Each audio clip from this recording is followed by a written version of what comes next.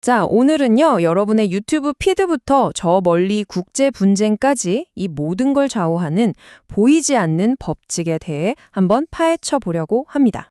2023년 1월, 한 성공한 유튜버를 보면서 어느 음악 강사가 했던 말이라고 해요. 진짜 우리 모두 한 번쯤은 이런 생각해 보잖아요, 그쵸? 근데 놀랍게도 이 꿈이 정말 현실이 된 겁니다. 그것도 월 수입으로요. 지난 2년 동안 수입이 단 한 번도 이 금액, 그러니까 1,000만 원 밑으로 떨어진 적이 없다고 해요. 음악 강사에서 유튜브 백만장자로 이 모든 게 단 하나의 막연한 믿음. 아, 이거 무조건 된다. 여기서 시작됐다고 하는데요. 하지만 그 믿음 뒤에는요, 아주 치밀한 공식이 숨어 있었습니다.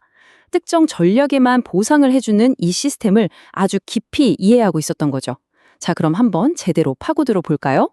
자, 그럼 먼저 이 성공을 이해하려면 2026년을 기준으로 유튜브가 어떻게 근본적으로 바뀌었는지를 좀 살펴봐야 합니다. 네, 맞아요. 예전에 그 성공 지표들은 이제 끝났다는 겁니다. 자료를 보면요, 과거에 성공 채널의 기준이었던 것들이 이제는 거의 의미가 없어졌다고 아주 명확하게 이야기하고 있어요. 그러니까 우리는 어떻게든 시선을 끌기만 하면 됐던 클릭의 시대에서 이제는 그 시선을 얼마나 오래 붙잡아 두느냐, 바로 만족의 시대로 넘어온 겁니다. 알고리즘이 바로 이 지점에서 보상을 해주기 시작한 거죠. 그렇다면 이 만족도라는 게 대체 뭘까요? 바로 이 공식입니다. 복잡해 보이지만 간단해요. 알고리즘이 보는 건 이거예요. 사람들이 영상을 끝까지 보나? 얼마나 오래 보나? 그리고 뭐 좋아요나 댓글 같은 참여를 하나? 이걸 다 보면서 반대로 시작한 지 20초도 안 돼서 나가버리면 가차없이 페널티를 주는 거죠. 그래서 2026년의 필승 전략은 바로 이 하이브리드 퍼널이라는 겁니다. 짧은 쇼츠 영상으로 새로운 시청자를 대거 끌어모으고 그 다음에 그 사람들을 수익과 직결되는 더 깊이 있는 롱폼 컨텐츠로 자연스럽게 연결시키는 거죠. 자, 그런데 시청자가 긴 영상을 클릭하게 만들었다고 해서 끝이 아닙니다. 진짜 싸움은 바로 첫 30초 안에 벌어지거든요. 이 차트가 바로 그 거대한 필터를 보여주는데요. 이게 뭐냐면 영상 시작하고 딱 30초 안에 시청자들이 우수수 떨어져 나가는 현상이에요. 정말 흥미로운 건 자료에서 이렇게 말한다는 겁니다. 여기서 시청자를 20% 이상 잃는 건 편집 실수가 아니라 애초에 대본이 잘못됐다는 신호라고요. 그렇다면 이 무시무시한 거대한 필터를 어떻게 뚫고 나갈 수 있을까요? 그 비결이 대체 뭘까요? 해결책은 바로 이 CCP 프레임워크입니다. 30초짜리 대본 공식인데요. 첫 10초, 맥락을 제시해서 내가 클릭한 영상이 이거 맞구나 확신을 주고요.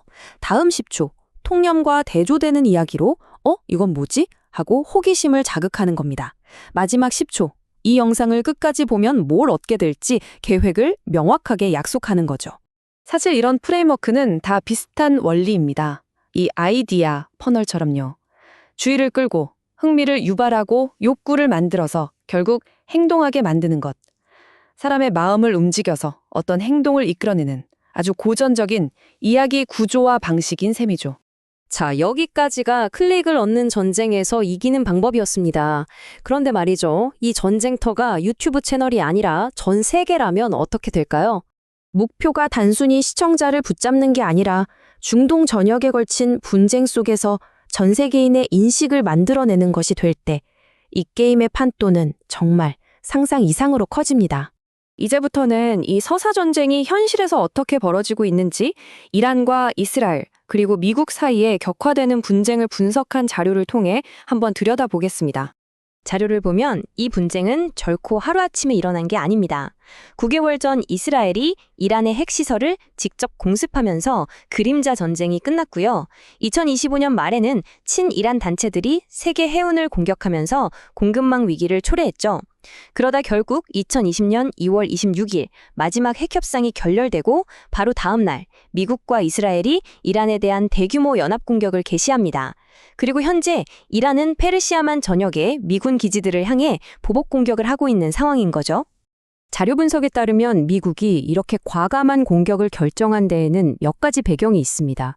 최근 베네수엘라에서 성공했던 참수 작전의 경험, 그리고 이전 작전들을 통해 이란의 방공망이 생각보다 취약하다는 걸 파악했고요. 또 이란 정부가 이미 국민들의 지지를 잃었다는 판단, 그리고 결정적으로 핵 협상이 완전히 실패했다는 점이 작용했습니다. 이에 대한 이란의 대응은 당중이 군사적인 반격에 그치지 않습니다. 분석을 보면 이건 주변국들을 향한 아주 강력한 서사, 즉 메시지를 담은 전쟁이라는 걸 알 수 있습니다. 그 메시지는 바로 이겁니다. 우리와 함께 공멸의 길을 걸을 준비가 되었는가? 자료에 따르면 이란이 걸프 국가들의 경제 심장부를 차격하는 건 아주 명확한 신호를 보내는 거예요.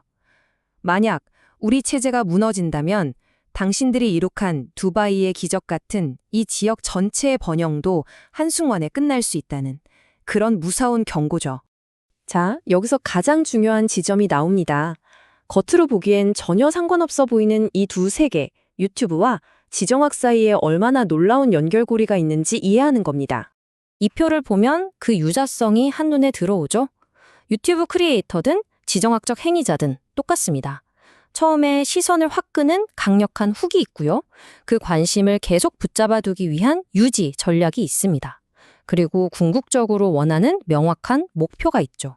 결국 유튜브 대본에서부터 전 세계 신문의 헤드라인에 이르기까지 목표는 단 하나입니다. 사람들의 믿음을 사로잡고 그것을 유지하는 것. 오늘 우리가 살펴본 건 이 현대 정보 사회에서 사람의 마음을 움직이는 설득력 있는 이야기의 법칙은 어디에나 똑같이 적용된다는 사실입니다. 이것이 우리에게 마지막 질문을 던집니다. 모두가 당신의 관심과 믿음을 얻기 위해 싸우는 이 새로운 시대에 당신은 무엇을 그리고 어떻게 믿으시겠습니까?